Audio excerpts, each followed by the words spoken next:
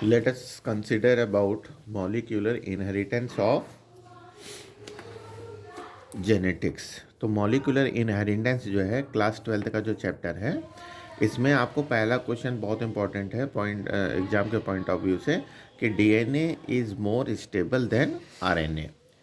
मतलब कि डीएनए क्यों आरएनए के जो है तुलना में वो बहुत ज़्यादा स्टेबल है। तो पहला पॉइंट का आपको ये लिखना है कि DNA is more stable genetic material due to H hydrogen at second position. यहाँ पे देखिए एच होता है सेकेंड पोजीशन पे, और आरएनए में यहाँ पे ओ एच होता है। जैसे यहाँ पे देखिए ओ एच है थर्ड नंबर पे, तो वैसे यहाँ पर भी ओ एच होता है, इसलिए वो ज़्यादा रिएक्टिव मॉलिक्यूल्स हो जाता है। तो यहाँ पे पहला पॉइंट आपको यही लिखना है कि यहाँ पे सेकंड पोजीशन पे हाइड्रोजन होता है जो इसको मोर स्टेबल बनाता है। सेकंड पॉइंट ये है कि डीएनए में थाइमीन प्रेजेंट होता है, जबकि आरएनए में यूरैसिल प्रेजेंट होता है। तो थाइमीन भी जो है डीएनए को मोर स्टेबल बनाता है। तो ये वाला जो है आपको क्वेश्चन बहुत इंपॉर्टेंट आ सकता है। दूसरा है draw structure of a nucleotide. Nucleotide का स्ट्रक्चर बनाइए। तो आपको पता है कि nucleotide is the unit of nucleic acid, और न्यूक्लियोटाइड में शुगर होती है, शुगर प्रेजेंट होती है, पेंटोज शुगर होती है, नाइट्रोजन बेस पेयर होते हैं, नाइट्रोजन बेस पेयर होते हैं, और फास्फोरिक एसिड भी होता है। ठीक है, H3PO4 भी होता है। तो ये तीनों जब मिल जाते हैं तब आपका जो है एक न्यूक्लियोटाइड बनता है। तो देखिए यहाँ पे पहले पेंटोज शुगर है, फिर नाइट्रोजन बेस पेयर है, और ये फास्फोरिक एसिड है। तो ये आपको स्ट्रक्चर बहुत अच्छी तरीके से याद कर लेना है। कभी कभी पूछते भी हैं कि नाइट्रोजन और पेंटोज शुगर किस बॉन्ड के द्वारा जुड़ा है, तो 1N ग्लाइकोसिडिक बॉन्ड के द्वारा ये दोनों जुड़े होते हैं। और जो फास्फोरिक एसिड जो है पेंटोज शुगर से जुड़ा होता है वो 5 फास्फोएस्टर बॉन्ड के द्वारा जुड़ा होता है। तो ये क्वेश्चन बहुत इंपॉर्टेंट है, इनको आप लोग अच्छी तरीके से देखिएगा। इसके बाद में नेक्स्ट है आपका न्यूक्लियोसोम मॉडल। तो न्यूक्लियोसोम मॉडल क्या है? जब हम लोग क्रोमोजोम्स को NaCl2 सॉल्यूशन में डालते हैं या किसी डिटर्जेंट में डालते हैं तो ये अनकॉइल होता है, और इसकी जो स्मॉलेस्ट यूनिट होती है वो न्यूक्लियोसोम होती है। तो न्यूक्लियोसोम मॉडल जो है ये रोजर कॉर्नबर्ग ने दिया था। किसने दिया था बच्चों? रोजर कॉर्नबर्ग ने दिया था। इसमें होता क्या है कि देखिए डीएनए का मॉलिक्यूल्स होता है और प्रोटीन के मॉलिक्यूल्स होते हैं। तो ये जो प्रोटीन के मॉलिक्यूल्स हैं ये हिस्टोन प्रोटीन के बने होते हैं, और ये जो प्रोटीन के मॉलिक्यूल्स हैं वो देखिए हिस्टोन 2H2A के 2 होते हैं, H2B के भी 2 होते हैं, H3 के भी 2 मॉलिक्यूल्स होते हैं, और H4 के भी 2 मॉलिक्यूल्स होते हैं। तो ये ऑक्टामर्स बनाते हैं। इनके चारों तरफ जो है वो डीएनए जो है वो रैप होता है। तो ये एक न्यूक्लियोसोम का स्ट्रक्चर होता है। जो ये हिस्टोन प्रोटीन के पार्टिकल्स होते हैं इनको कोर पार्टिकल्स बोलते हैं, और इसमें 146 नाइट्रोजन बेस पेयर प्रेजेंट होते हैं। और ये जो बीच वाला पार्ट होता है जिसको हम लोग लिंकर डीएनए बोलते हैं, ये लिंकर डीएनए में 54 जो है वो नाइट्रोजन बेस पेयर प्रेजेंट होते हैं। तो पूरा जो है 200 बेस पेयर प्रेजेंट है। और ये जो रैपिंग होती है इसको पैकेजिंग का काम H1 करता है, यानी H का मतलब है हिस्टोन। तो ये एक न्यूक्लियोसोम मॉडल है, इसके कुछ पॉइंट हैं, ये आपको अच्छी तरीके से याद कर लेने हैं। ये पॉइंट जो हैं बहुत इंपॉर्टेंट हैं, इनको आप लोग अच्छी तरीके से देख लेंगे। वही जो मैंने अभी आपको समझाया वही चीज़ इसमें लिखी है। फिर आ जाते हैं ट्रांसक्रिप्शन ऑफ टेम्पलेट स्ट्रैंड। तो देखिए अगर कभी एग्जाम में ऐसा भी होता है कि डीएनए का मॉलिक्यूल्स दे दिया गया है, उससे कहा गया है कि इससे एमआरएनए बनाइए। तो जैसे मान लीजिए कि ये मॉलिक्यूल्स दिया गया है, तो इसमें ये वाला हमने टेम्पलेट माना है। मतलब इसका जो है हम लोग इसके जो नाइट्रोजन बेस पेयर हैं उससे कंप्लीमेंट्री करके हम लोग आरएनए बनाएंगे। तो इसकी अगर हम लोग कंप्लीमेंट्री करेंगे तो ये टेम्पलेट हो जाएगा, तो ये वाला तो नॉन टेम्पलेट हो जाएगा फिर सेकंड वाला, ठीक है। और ये जो बनेगा उसके नाइट्रोजन बेस पेयर किससे कंप्लीमेंट्री होंगे, इससे मैच करेंगे ना, तो ये सेंस हो जाएगा या कोडिंग स्ट्रैंड हो जाएगा। तो फिर ये कौन सा हो जाएगा, नॉन सेंस और नॉन कोडिंग हो जाएगा, ठीक है। तो अब देखिए आपको पता है कि आरएनए में थाइमिन की जगह यूरासिल पाया जाता है, ठीक है। तो जैसे ए की जगह टी आना चाहिए था, लेकिन आरएनए में क्या आएगा, यूरासिल आएगा। टी की जगह एडेनिन, जी की जगह सी की जगह जी, सी की जगह जी, और फिर ए की जगह डीएनए में टी आता था, लेकिन इसमें आरएनए में यू आएगा। तो ये हमने टेम्पलेट से जो है, ये टेम्पलेट स्टैंड से हमने एमआरएनए बना लिया। तो इस तरीके से आपको भी बनाना, वहाँ पे कोई भी सीक्वेंस दी गई होगी, आपको याद क्या करना है कि ए की जगह टी आता है पर आप एमआरएनए बना रहे हैं, ट्रांसक्रिप्शन में डीएनए से एमआरएनए बनता है, तो इसलिए टी की जगह यू लिखना है। बाद बाकी आपको पता ही है कि जी की जगह सी होता है, कंप्लीमेंट्री होते हैं। अब बहुत इंपॉर्टेंट है कि डीएनए की डुप्लीकेशन और रेप्लिकेशन के मैकेनिज्म क्या है वो देख लीजिए। तो देखिए पहला पॉइंट आपको लिखनी है, पहली हेडिंग कि uncoiling and separation of double helix DNA. तो सेपरेशन के लिए सबसे पहले क्या करेंगे, देखिए ये जैसे डबल हेलिक्स मॉडल है, गुथा हुआ है, क्वाइल्ड है, तो इसको सेपरेट करने के लिए यहाँ पे हेलिकेज एंजाइम आएगा। हेलिकेज एंजाइम जो होता है वो एटीपी की हेल्प से हाइड्रोजन बॉन्ड को ब्रेक करेगा। तो ये जो है एक दूसरे से सेपरेट हो जाएंगे। सेपरेट होने के बाद में जब ये सेपरेट होंगे, हेलिकेज इसको सेपरेट करेगा, तो ये रेप्लिकेशन फोर्क टाइप का बन जाएगा। जब दोनों अलग होंगे, इनके बीच में हाइड्रोजन बॉन्ड नहीं होंगे, तो ये बॉन्ड होने की वजह से जो है वो क्वाइल्ड होते थे, लेकिन अब ये खुलेंगे तो एक वाई शेप्ड का स्ट्रक्चर बना देंगे, जिसे हम लोग रेप्लिकेशन फोर्क बोलेंगे। तो पहला तो पॉइंट ये हो जाएगा। फिर ये जो टोपो आइसोमरेज है, ये आपका यहाँ पे शुगर फॉस्फेट के बीच में पाया जाता है। तो जब ये खुलता है तो पीछे की तरफ जो है काफ़ी सुपर कॉइलिंग हो जाती है, उसको निक लगा करके ये अनकॉइल्ड करता है। तो ये टोपो आइसोमरेज का काम है। फिर यहाँ पे जब ये स्टैंड खुल जाएंगे, तो अगर बहुत समय से कोई चीज़ गुथी हुई है, क्वाइल्ड है, तो वो फिर से क्वाइल्ड होने की कोशिश करेगी, तो एसएसबी प्रोटीन जो है उनको पकड़ लेती है, तो ये क्वाइल्ड नहीं हो पाते हैं। तो एसएसबी प्रोटीन मतलब सिंगल स्ट्रैंड प्रोटीन है, ये क्या करती है, अनक्वाइल्ड को स्टेबलाइज करती है। तो ये हो गया। फिर इसमें क्या होगा, नए नए बेस पेयर जुड़ेंगे, तो उसको हम लोग बोलते हैं पॉलीमराइजेशन ऑफ डीऑक्सी राइबोन्यूक्लियोटाइड। तो अब देखिए इसके साथ एक जो है नया डीएनए स्ट्रैंड बनेगा, और इसके साथ भी बनेगा, क्योंकि एक तो ओल्ड होता है, एक न्यू होता है, इसी को हम लोग सेमी कंजर्वेटिव बोलते हैं। तो देखिए नया जो बनेगा उसमें कैसे बनेगा, polymerization is done by DNA polymerase enzyme. DNA polymerase enzyme तीन तरीके के होते हैं, polymerase first, second and third. तो फर्स्ट को हम लोग कॉर्नबर्ग एंजाइम बोलते हैं, और जो डीएनए पॉलीमरेज थर्ड है, ये मेन रेप्लिकेशन एंजाइम है। पॉलीमराइजेशन हमेशा 5' to 3' होगा, और nucleotides come and only add at 3 OH terminus of already existing nucleotide chain. तो ये 3 OH से ही बॉन्ड करेंगे, याद रखिएगा। फिर DNA polymerase can not start polymerization, ये स्टार्ट नहीं कर सकता है, आरएनए पॉलीमरेज स्टार्ट कर सकता है, इसलिए आरएनए पॉलीमरेज को हम लोग प्राइमेज भी बोलते हैं। और ये जो है वो राइबोन्यूक्लियोटाइड जोड़ेगा, लेकिन जोड़ेगा किसको बेस बना के, डीएनए को बेस बना के, ये टेम्पलेट को बेस बनाकर, यहाँ जो होगा उसका कंप्लीमेंट्री होगा, तो इसलिए इसको हम लोग डीएनए डिपेंडेंट पॉलीमरेज कहते हैं। तीसरा है वन स्ट्रैंड जो होता है बच्चों, वो लीडिंग स्ट्रैंड होता है, लगातार कंटिन्यूअस यहाँ पे पॉलीमराइजेशन हो जाता है, तो एक पूरा स्ट्रेच जो है न्यू डीएनए का बन जाता है, जिसे हम लोग लीडिंग स्ट्रैंड बोलते हैं। और दूसरा जो होता है उसमें प्रॉब्लम होती है, क्योंकि हमेशा 5' to 3 ही पॉलीमराइजेशन होगा, तो यहाँ पे छोटे छोटे प्राइमर्स बन जाते हैं, जिनको हम लोग ओकाजाकी फ्रेगमेंट्स बोलते हैं, और ये डिसकंटिन्यूअस होता है, इसलिए लैगिंग है। तो another is discontinuously called lagging strand. On this strand 6 to 10 base pair long ribonucleotide और कॉल्ड ओकाजाकी फ्रेगमेंट्स। ये एक साइंटिस्ट थे जब जापान के, जिन्होंने इनको ओकाजाकी फ्रेगमेंट्स बोला था। तो ये है रेप्लिकेशन का मैकेनिज्म। इसके बाद आपको ग्रिफिथ का एक्सपेरिमेंट अच्छी तरीके से देख लीजिएगा, हर्शे और चेज का देख लीजिएगा।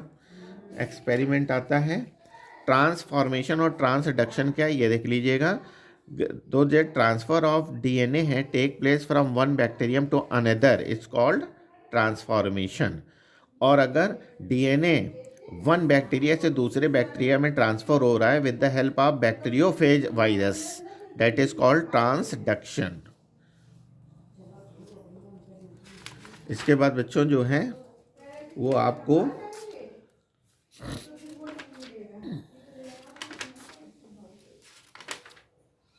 ट्रांसक्रिप्शन देख लेना है।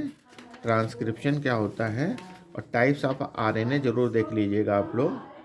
टाइप्स ऑफ आरएनए ये हैं, जैसे कि आरआरएनए होता है, ये सबसे ज़्यादा होता है, 80% करीब होता है आरआरएनए, और ये राइबोसोम्स के हेल्प में जो है वो हेल्प करता है, ठीक है। और एमआरएनए जो होता है वो ये देखिए 80% लिखा हुआ है, और एमआरएनए जो होता है वो बच्चों वो आपका केवल 2% होता है, और ये जो है इंफॉर्मेशन लाता है डीएनए से।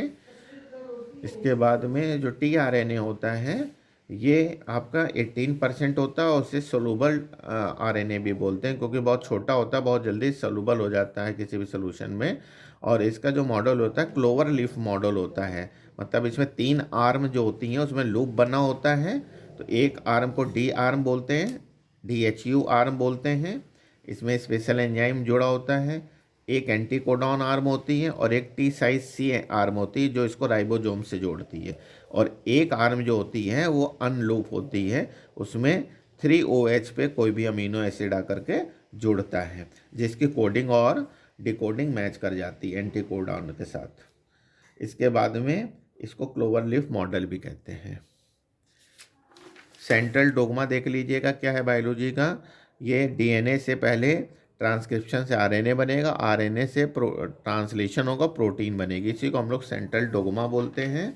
और रिवर्स सेंट्रल डोग्मा बाल्टीमोर ने दिया था। इसमें पहले जो है डीएनए से आरएनए बनेगा, और पहले तो एमआरएनए से कंप्लीमेंट्री डीएनए बनेगा, एमआरएनए से कंप्लीमेंट्री डीएनए बनेगा, और आरएनए से कंप्लीमेंट्री डीआरएनए बनेगा, फिर कंप्लीमेंट्री डीआरएनए से एमआरएनए बनेगा, फिर प्रोटीन बनेगी। तो इसको बोलते हैं रिवर्स ट्रांसक्रिप्शन, मतलब जिसमें जेनेटिक मटेरियल डीएनए नहीं होता, आरएनए होता है। तो पहले आरएनए क्या करता है, कंप्लीमेंट्री डीएनए बनाएगा, फिर वो कंप्लीमेंट्री डीएनए एमआरएनए बनाएगा, फिर प्रोटीन बनेगा आपका। अब ट्रांसक्रिप्शन हम लोग देखते हैं। तो ट्रांसक्रिप्शन क्या है, the formation of RNA from DNA is called transcription. तो ट्रांसक्रिप्शन में 3 हेडिंग आपको डालनी है। पहली हेडिंग है इनिशिएशन, दूसरी इलोंगेशन, और तीसरी टर्मिनेशन। तो इलोंगेशन में क्या होता है कि जब आरएनए, इसमें पॉलीमरेज, केवल आरएनए पॉलीमरेज है, वो प्रोमोटर रीजन से बाइंड करता है, और प्रोमोटर रीजन से जहाँ बाइंड करेगा टेम्पलेट स्टैंड पे, तो वो दो वहाँ पे साइट होती हैं। एक -10 न्यूक्लियोटाइड पे होती है, मतलब इधर आप जाएंगे तो अप स्ट्रीम होगा, इधर डाउन स्ट्रीम होगा। तो -10 पे जो है वो टाटा बॉक्स होता है या प्रिबनॉक बॉक्स होता है, और 35 पे जो है CG बाउंड बॉक्स होता है। वहीं पे आकर के आरएनए पॉलीमरेज बाइंड करता है। और ये जो आरएनए पॉलीमरेज बाइंड करेगा उसमें एक स्पेशल जो है वो आरएनए पॉलीमरेज का स्ट्रक्चर होता है, उसको हम लोग देख लेते हैं। आरएनए पॉलीमरेज में 2 कंपोनेंट होते हैं, कोर एंजाइम होता है, सिग्मा फैक्टर होता है। तो ये ज़रा हम आपको इधर दिखा देते हैं कि जैसे कोर एंजाइम और सिग्मा फैक्टर दोनों होता है, तो उसे हम लोग होलो एंजाइम बोलते हैं, ठीक है। तो ये सिग्मा फैक्टर जो होता है इसमें जो जुड़ा होता है होलो एंजाइम में, वो यहाँ पे आकर के स्पेशल अपना अटैचमेंट पॉइंट देख लेता -10 पे कि यहाँ हमको -10 से -35 के बीच में हमको जोड़ना है, तो वो कौन देखता है? सिग्मा फैक्टर देखता है। इसके बाद सिग्मा फैक्टर अलग हो जाता है और केवल कोर एंजाइम बचता है। तो जब सिग्मा फैक्टर अलग हो जाएगा तो मॉलिक्यूलर वेट कम हो जाता है, आरएनए पॉलीमरेज जो है वो मूव कर जाता है डीएनए पे। तो यहाँ पे देखिए ये यहाँ पे मूव करेगा और आरएनए पॉलीमरेज में जो है वो हेलिकेज की कैपेबिलिटी होती है, ये हाइड्रोजन बॉन्ड को तोड़ देगा और यहाँ पे डीएनए जो है बबल बन जाएगा और यहाँ से 5-3 पे इसकी कंप्लीमेंट्री बनेगी, एमआरएनए बन जाएगा और नए राइबो न्यूक्लियोटाइड जुड़ेंगे और ये लंबा होगा इलोंगेशन में। तो इलोंगेशन में क्या होता है कि the elongation phase of transcription begin with the release of sigma factor and इसमें न्यू एमआरएनए जो है वो चेन ग्रो करती है 5-3 पे। बस इतना आपको लिखना है। इसका टर्मिनेशन इसका दो तरीके से होता है। एक तो रो प्रोटीन की आने की वजह से होता है, जहाँ पे रो प्रोटीन आएगा वो ब्रेक कर देगा और एमआरएनए अलग हो जाएगा, या फिर रो इंडिपेंडेंट में क्या होता है, यहाँ पे एक हेयर पिन लूप बनता है और उस हेयर पिन लूप में जो है वो इनके बीच में AU बॉन्डिंग हो जाती है तो ये टूट जाता है। तो इसके 2 पॉइंट टर्मिनेशन में दिए गए हैं, वो आप लिख सकते हैं। तो ये बहुत इंपॉर्टेंट है ट्रांसक्रिप्शन। ये आपको 3 हेडिंग में लिखना है, इनिशिएशन, इलोंगेशन और टर्मिनेशन में। इसके बाद में बचता है आपका स्प्लाइसिंग। देख लीजिए, देखिए जब एमआरएनए बनता है तो एमआरएनए पहले तो एक्टिव नहीं होता है, तो जब बनता है तो उसको हेट्रोजीनस आरएनए बोलते हैं। उसके बाद वो मैच्योर होके एमआरएनए बनाता है, तो उसमें जो होता है कुछ नॉन कोडिंग और कोडिंग। जो आरएनए बनता है उसमें नॉन कोडिंग कोडिंग जो है सेगमेंट लगे होते हैं, तो नॉन कोडिंग को हटा देना और केवल कोडिंग को जोड़ देना स्प्लाइसिंग कहलाता है। तो ये स्प्लाइसिंग मैकेनिज्म है। अगर आ जाता है कि स्प्लाइसिंग मैकेनिज्म लिखिए तो आपको एक 5-3 आपको एमआरएनए बनाना, उसमें ई का मतलब एक्सॉन है और आई का मतलब इंट्रॉन है। तो इंट्रॉन जो होते हैं वो सब नॉन कोडिंग होते हैं, मतलब ये प्रोटीन नहीं बनाते हैं, तो इनको यहाँ से कट किया जाता है न्यूक्लियेज एंजाइम के द्वारा। तो न्यूक्लियेज एंजाइम के द्वारा कट करने से पहले 5 एंड पे हम लोग जो हैं वो देखिए 7-MGTP लिखा, GTP की कैपिंग करते हैं और 3 एंड पे बहुत सारे एडेनिन जोड़ देते हैं, तो पॉली एडेनिन चेन बन जाती है। इन दोनों को इसलिए करते हैं कि यहाँ पे न्यूक्लियेज एंजाइम इनको कट ना करे, तो केवल बीच में कट करता है। अब देखिए इंट्रॉन सारे हट जाएंगे और केवल एक्सॉन बचेगा, तो ये हेट्रोजीनस आरएनए से एमआरएनए बन जाएगा आपका, डेट इज कॉल्ड स्प्लाइसिंग। अब हम लोग जेनेटिक कोड देखते हैं, तो जेनेटिक कोड में कुछ इसके फीचर्स दिए गए हैं, बहुत इंपॉर्टेंट है। जैसे पहला है आपका कि जेनेटिक कोड आर यूनिवर्सल, मतलब अगर AUG बैक्टीरिया में प्रेजेंट है और ह्यूमन में प्रेजेंट है तो दोनों जगह वो मैथियोनिन ही बनाएगा, ठीक है ना। जैसे यहाँ पे एक एग्जांपल दिखा है कि अगर GUU है तो वो वैलीन मैन में भी बनाएगा और अमीबा में भी बनाएगा। तो मतलब GUU हर जगह क्या बनाएगा? वैलीन बनाएगा, इसलिए इसको बोलते हैं यूनिवर्सल। दूसरा है आपका जेनेटिक कोड्स आर अनएम्बिगुअस। एनएम्बिगुअस का मतलब होता है कि एक कोडॉन हमेशा एक अमीनो एसिड को ही कोड करेगा। जैसे AUG है वह ऑलवेज कोड फॉर मैथियोनिन, किसी दूसरे को नहीं करेगा।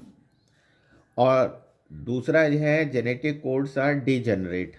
अभी हमने आपको बताया कि एक कोडॉन एक अमीनो एसिड को कोड करेगा, लेकिन कोडॉन हम लोग के पास 64 हैं और अमीनो एसिड 20 हैं केवल। तो एक अमीनो एसिड जो है वो एक से ज़्यादा कोडॉन के द्वारा कोड किया जा सकता है, इसी को हम लोग डीजेनरेसी बोलते हैं। देखिए लिखा है therefore one amino acid can be coded by more than one codon, so it is called degeneracy of codon. और जेनेटिक कोड्स आर कॉमलेस। ये कॉमलेस होता मतलब जैसे 3 कोडॉन दिए, मतलब 3 नाइट्रोजन बेस दिए गए हैं तो वो एक कोडॉन बनाएंगे, फिर चौथे, पाँचवें, छठे से दूसरा कोडॉन बनाएंगे। मतलब ऐसा नहीं है कि चौथा वाला जो है वो कॉमा का काम कर रहा है, किसी फुल स्टॉप का काम कर रहा है। तो इसके जो है 2-3 फीचर्स बहुत इंपॉर्टेंट है, देख लीजिएगा। अब हम लोग लास्ट इसका देख लेते हैं, मैकेनिज्म ऑफ ट्रांसलेशन। तो ट्रांसलेशन में क्या होता है, सबसे पहले एक्टिवेशन ऑफ अमीनो एसिड होता है। मतलब अमीनो एसिड साइटोप्लाज्म में तो ऐसे ही पड़े रहते हैं, इनएक्टिव होते हैं, तो उनको एक्टिव किया जाता है पहले, फिर टीआरएनए के साथ वो बाइंड करेंगे तो उसे बोलते हैं चार्जिंग ऑफ टीआरएनए। तो ये 2 पॉइंट आपको लिखने हैं। ये होते कैसे हैं वो देख लीजिए। तो यहाँ पे एक एंजाइम होता है अमीनो एसिड एडेनाइलेट जो होता है, वो क्या करता है, पहले अमीनो एसिड एटीपी की हेल्प से अमीनो एसिड सिंथेटाइज एंजाइम के प्रेजेंस में इस एंजाइम से जुड़ जाता है और यहाँ पे ये एक्टिव हो जाएगा अमीनो एसिड। ठीक है। फिर टीआरएनए के साथ जब ये बाइंड करेगा तो टीआरएनए अमीनो एसिड के साथ बाइंड कर जाएगा, एएमपी अलग हो जाएगा और एंजाइम भी अलग हो जाएगा। तो इसको हम लोग बोलेंगे चार्जिंग ऑफ टीआरएनए। तो पहला तो पॉइंट आपको यही लिखना है कि जो है वो ये भी इनिशिएशन वाला है। मतलब इसमें भी 3 ही स्टेप होते हैं, इनिशिएशन, इलोंगेशन और टर्मिनेशन, जैसे कि आपने ट्रांसक्रिप्शन में पढ़ा था। तो ये इनिशिएशन में आपको लिखना है कि activation of amino acid and charging of tRNA, ये आपको इनिशिएशन में लिखना है। फिर इनिशिएशन में क्या होता है कि जो ये स्मॉल राइबोसोम्स का यूनिट है वो पहले बाइंड करेगा और लार्जर बाद में बाइंड करेगा करके। तो ये दूसरा पॉइंट आपको लिख देना है। फर्स्ट पॉइंट इसमें आपको ये वाला हो गया था, दूसरा पॉइंट। इसके बाद में केवल इसका एक पॉइंट लिखना है कि लार्जर सब यूनिट ऑफ राइबोसोम्स में पी साइट होता है और ए साइट होते हैं, ये आपको लिख देना है। और इसके बाद में फिर आपको मतलब इसके केवल इनिशिएशन पॉइंट बहुत इंपॉर्टेंट है, तो आपको ये 2-3 डायग्राम देख लीजिए और ये 3-4 पॉइंट देख लीजिए। इलोंगेशन वगैरह जो है वो उतना इम्पोर्टेंट नहीं है। टर्मिनेशन कोडॉन याद रखिएगा, हमेशा 3 होते हैं। कौन कौन से होते हैं टर्मिनेशन कोडॉन? एक होता है यू ए ए, दूसरा होता है यू ए जी और तीसरा होता है यू जी ए। ये याद रखिएगा, ये तीनों टर्मिनेशन कोडॉन है। कौन से कोडॉन है?